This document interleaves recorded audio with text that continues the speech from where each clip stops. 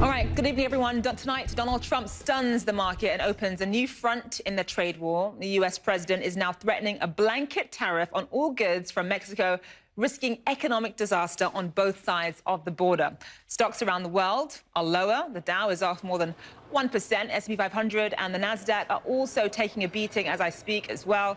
Mr. Trump spent the day criticizing Mexico on Twitter. He says that in just over a week's time, tariffs will hit and continue to rise until Mexico achieves what a lot of people think is basically impossible, stopping illegal immigration to the United States. Mexican President Andrés Manuel López Obrador says tariffs are not how social problems are resolved. He is hopeful the president will reconsider.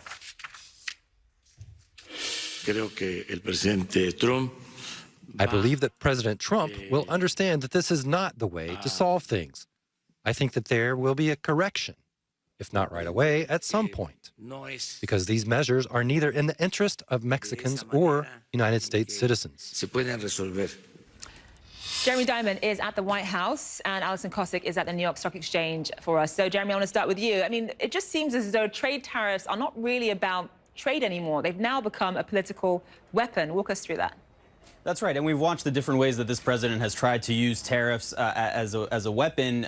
Usually, though, it has dealt with trade disputes. This time, we're seeing him use it as a weapon to try and resolve this immigration situation at the southern border. And the president is making quite clear that he is going to impose these tariffs on June 10th, 5%, and then slowly scaling those up month after month, unless Mexico takes certain actions to contradict that. But at the same time, we know that the president has been warned by several of his key advisors against taking this step.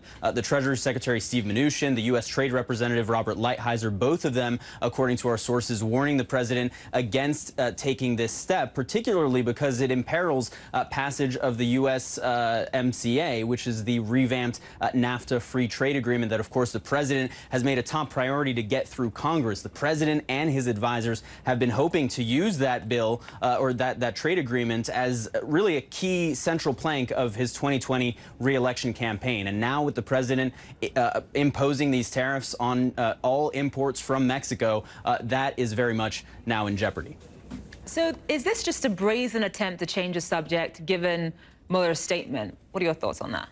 You know, that's always the consideration when you're talking about any move that the president is making at a time when he's in a bad news cycle. But at the same time, our sources have told us that the president was very much unnerved this week watching this increase in a spike, really, in migrants crossing illegally into the United States this week. There was one day this week where over 1,000 migrants crossed over. The president tweeted about that. And so we know that that has certainly been on his mind, not only this week, but really in recent weeks, we've seen him talk about how Mexico needs to do more to stem this flow of migrants crossing into the United States. And now we're seeing the president act on that. Again, this was a decision that pitted the president's advisors, Mnuchin and Lighthizer, coming out against it. But the president did have support from some key advisors, Stephen Miller, his hawkish immigration advisor, Mick Mulvaney, as well as Peter Navarro, the president's trade advisor.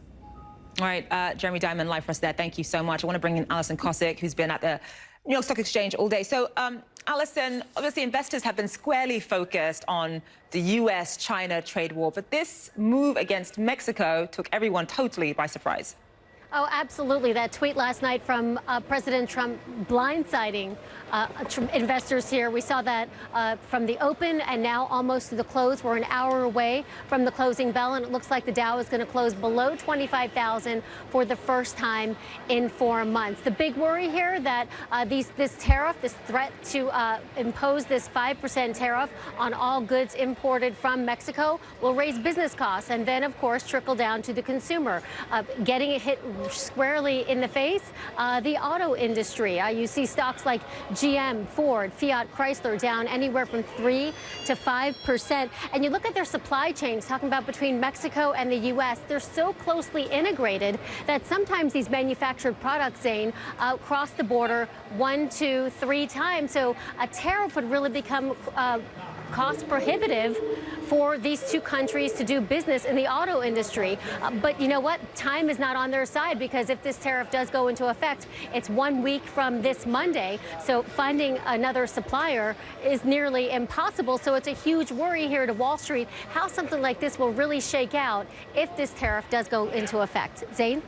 And Alison, you and I both know that famous adage, sell in May, go away. I mean, the whole month, aside from these tariffs against Mexico, the whole month of May has been somewhat problematic for U.S. investors.